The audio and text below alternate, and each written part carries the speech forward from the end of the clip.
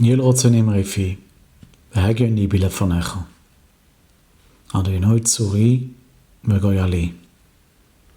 May the words of my mouth and the thoughts of my heart be acceptable before you, O God, my rock and my redeemer. Welcome to our masterclass. Today we must address a very heavy time in our calendar. We are entering the period of the 3 weeks, which leads directly into the intense mourning of the 9 days. And it culminates on the lowest point of the entire year, the fast of Tisha B'Av, the 9th of Av, the 9th of the month of Av. When we look at the simple history, the basic reading of this time, we see a timeline of absolute disaster.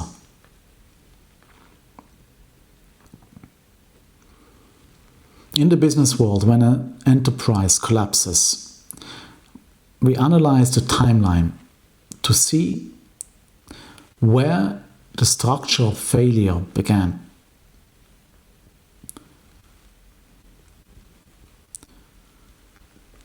This historical event is a blueprint for a structural failure that applies to the entire human condition.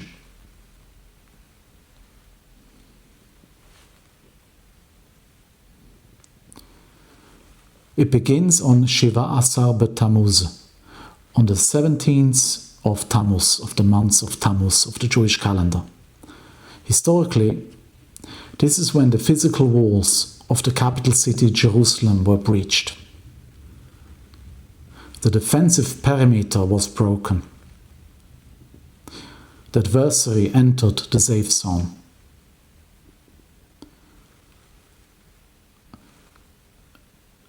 This was also the day the daily sacrifices, the regular communication with heaven, stopped completely.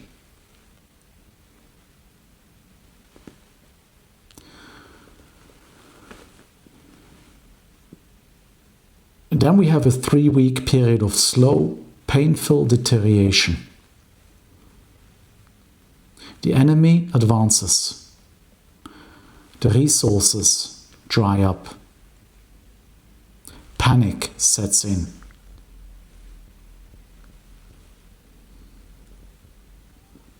Finally, on the 9th of Av, the ultimate catastrophe strikes. The burning of the Bet Hamikdash, the Holy Temple.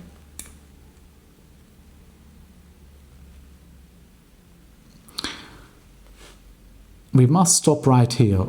We must redefine what this building actually was. What was the Bet Hamikdash? What was the Holy Temple?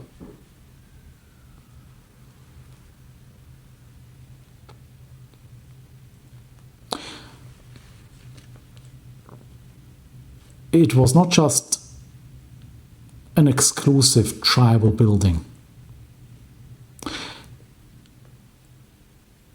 It was not just a Jewish monument. Kabbalistically, the temple was the spiritual heart of the world. It was the central antenna, drawing down divine energy for the entire planet, for the entire globe, and for everyone on it.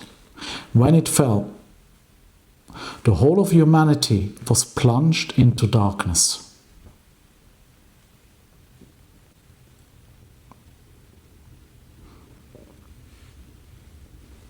The simple story, the narrative we read on the surface is a story of punishment, a story of failure.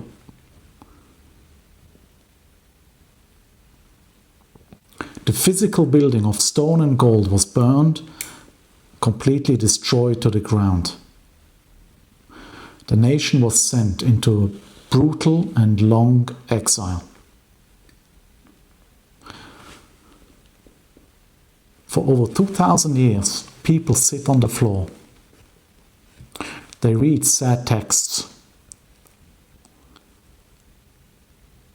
They feel the absence of the Creator. They feel like humanity is entirely alone.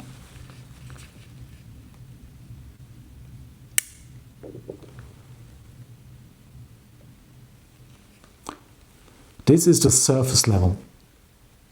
This is the simple reality of physical loss.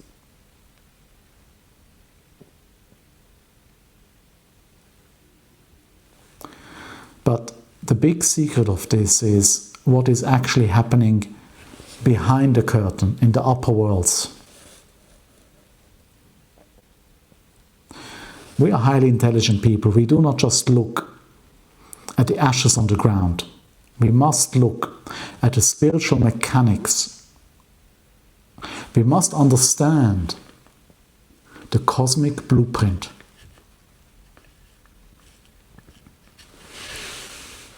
And this blueprint applies to every single human being, regardless of their background.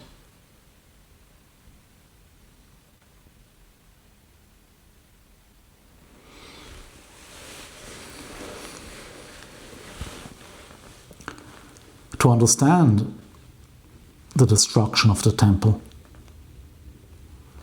we must introduce a profound and mysterious concept. It is called dormita, spiritual slumber. Dormita. What exactly does this mean? It is a profound Kabbalistic concept where the active divine persona enters the state of sleep or suspended animation. During this darkness or apparent divine absence,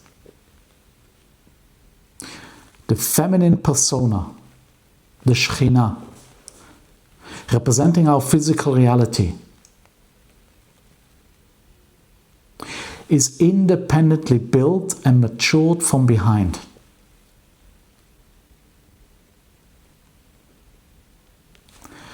Spiritual silence is the deepest, most active phase of construction.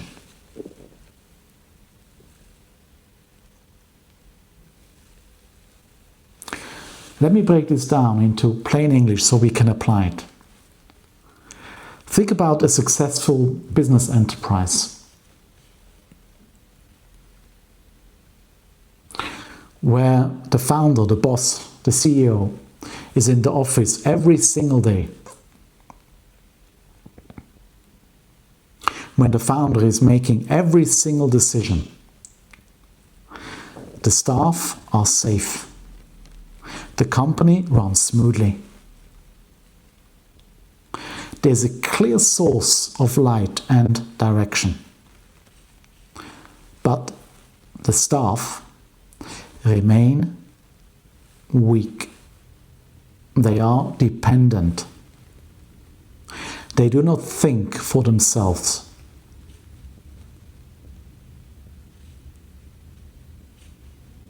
If the founder wants the team to mature, if he wants them to become true partners, he cannot just give them more instructions.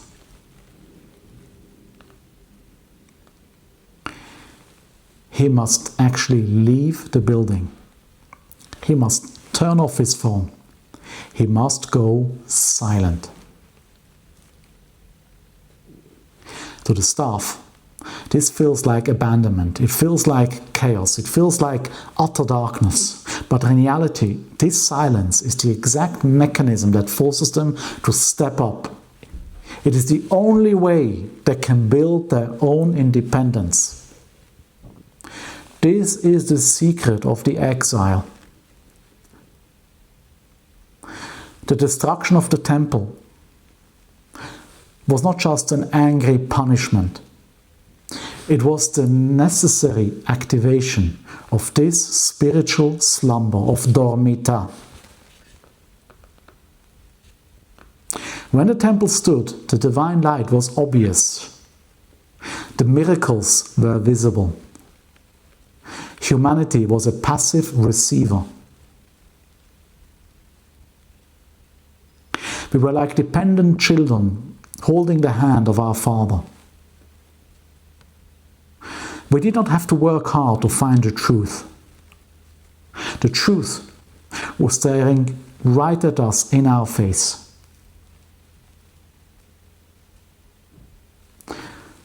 But the ultimate goal of creation is not for us to be passive children.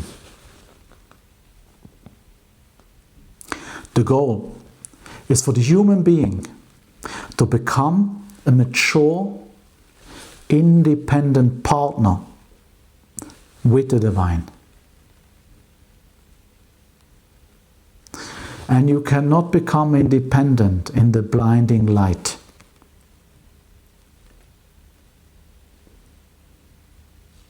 You can only build independence in the dark.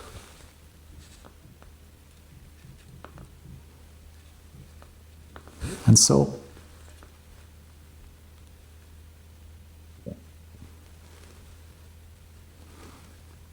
the active divine presence went to sleep.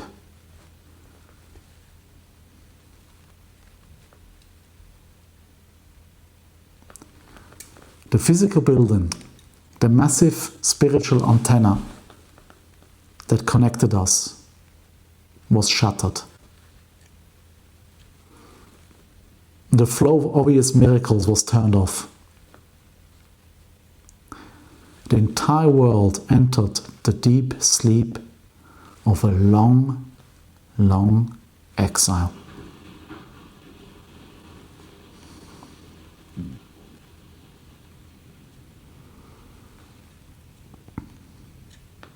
During this time, our physical reality is being built from behind.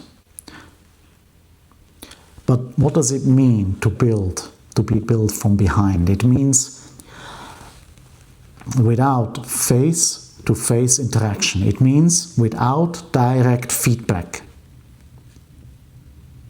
It means we must figure it out on our own.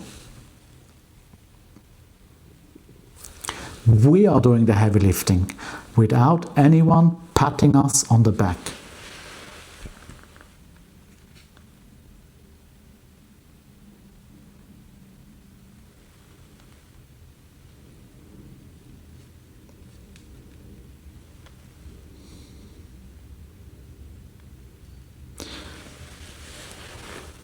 The period of the 3 weeks is the slow, deliberate transition into this state of suspended animation.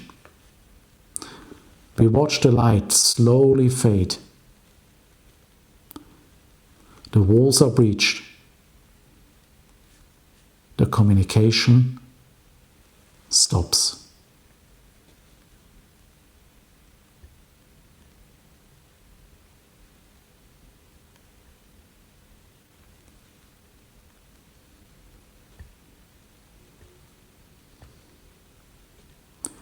By the time we reach the 9 days, the darkness is incredibly thick. We change our physical habits. We strip away physical comforts. Why do we do this? It is not just to be sad. It is because we align our physical bodies with the cosmic reality. The upper worlds are in a state of suspended animation. The divine is asleep. We cannot pretend everything is just normal. We must match the frequency of the spiritual slumber. We lower our physical volume to match the heavenly silence of heaven.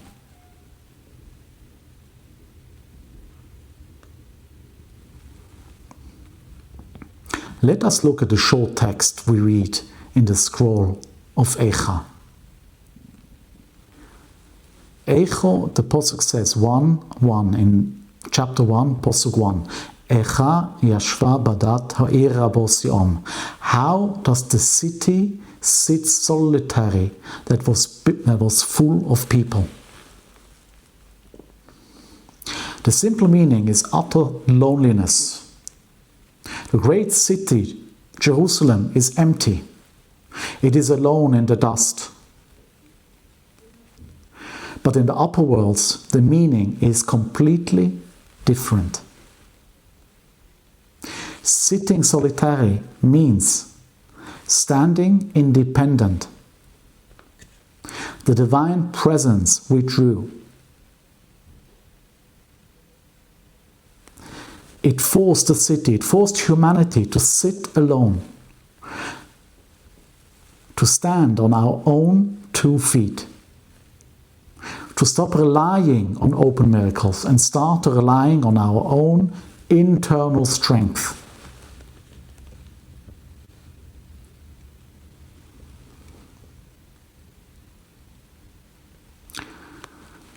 The physical temple in Jerusalem was a breathtaking architectural achievement.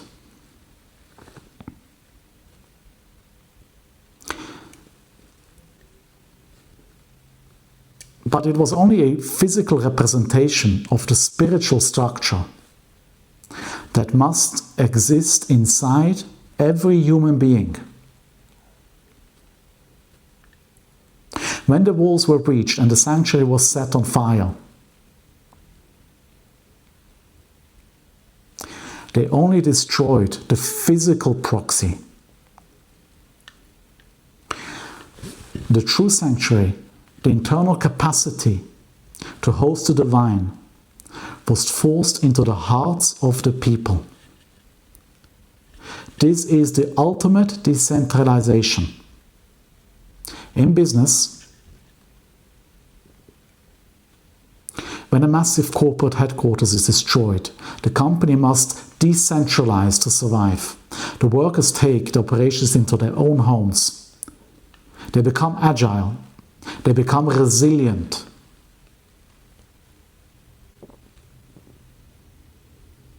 This is exactly what happened to humanity's spiritual connection.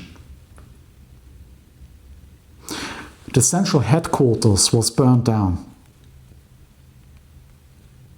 so the divine presence could be decentralized, forcing every single individual to become a builder, to become a sanctuary, a mishkan, in their own private lives.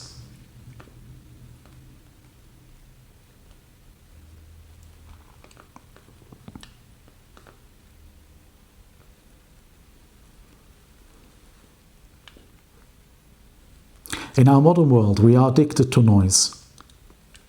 We are addicted to constant feedback. We want our phones to ring. We want our emails to be answered immediately. We measure our success by how much external validation we receive every single day.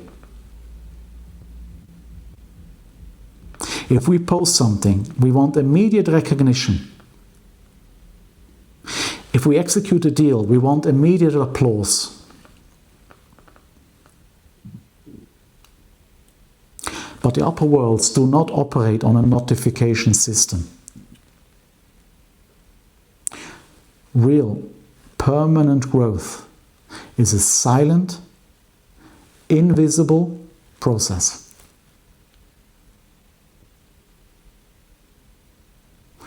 The period of the 3 weeks and the 9 days strips away this external noise. It forces us to confront the silence. It forces us to ask ourselves, who are we when the applause stops?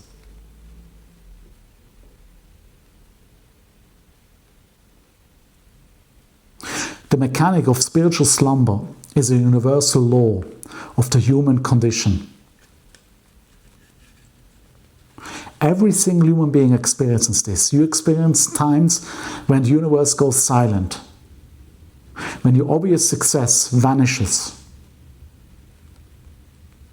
when you feel entirely abandoned, when your personal walls are breached. It is very easy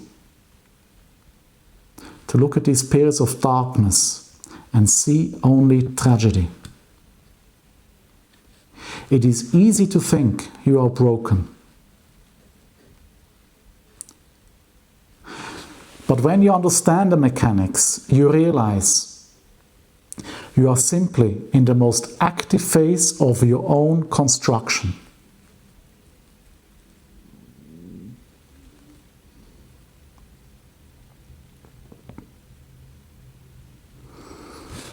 For 2 millennia, the Creator has been silent. And what did we do in the dark? We built.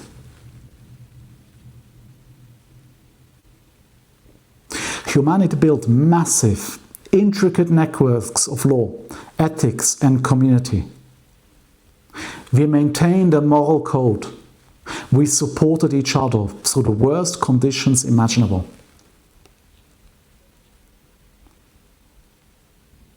Every single time a businessman makes an honest deal, when he could have easily done otherwise, he is generating massive spiritual light. He is building the structure from behind. Every time you control your temper during a stressful meeting, when you have every right to be angry, you are doing the work of the Creator. You are proving that you do not need a lightning bolt from heaven to do the right thing. You are proving that the strategy of spiritual slumber was completely successful. The true test of man is what he does when nobody is watching. When the market is quiet, when there is no applause, when the deals are not flowing easily, that is when you see what a person is truly made out of. The Creator went to sleep to see what we are made out of. And humanity has proven that our core is indestructible. The fire of the ninth Av burnt the wood and the stone. It could not burn the essence of the human soul. In fact, the fire cleared away the external layers. It allowed our independent strength to finally grow and mature.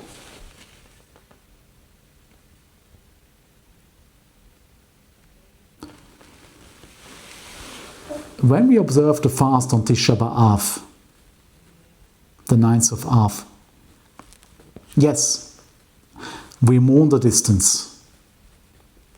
We miss the closeness. We miss the obvious light. But we must also recognize our immense responsibility. We are not weak victims crying over the past. We are active builders constructing the future in the absolute dark. We are preparing the ultimate vessel. A vessel made of a fine character and hard-earned independence.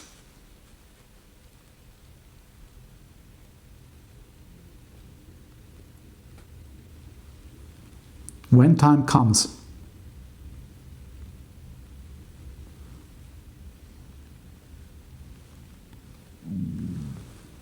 the divine persona will wake up. it will wake up from this very long slumber. The darkness will end. The light will return. But this time, it will be entirely different. The Creator will not find a dependent world of children. The Creator will find and wake up to find a fully mature, equal partner. A partner who learned how to build in the dark. This is the profound truth of this heavy time.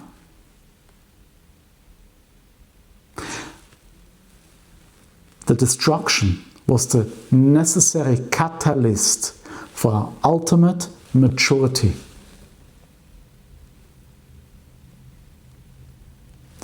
The silence is the exact space where we forge our greatness.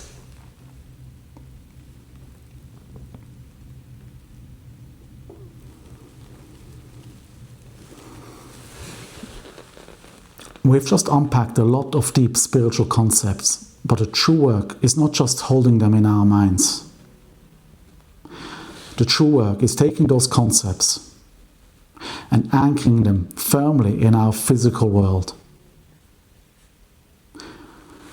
So here's our real world challenge. This is how we bring the heavens down to earth for this Yom Tov. This week, as we navigate the darkness of the 9 days, I would like you to identify one specific area in your professional or personal life where you rely heavily on external validation. It might be a complex project at work, a specific relationship, or a difficult personal goal. Your challenge is to deliberately withhold seeking that validation or immediate feedback for the entire week. You must continue doing the hard, correct work in complete silence. You must execute your duties flawlessly, without anyone patting on your back or acknowledging your effort.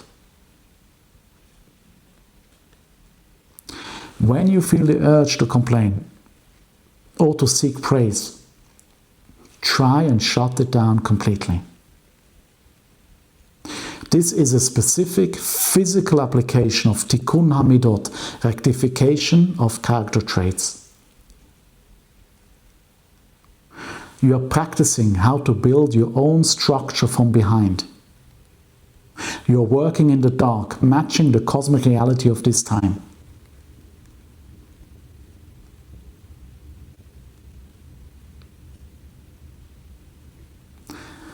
You are proving your absolute independence and rectifying your need for constant light.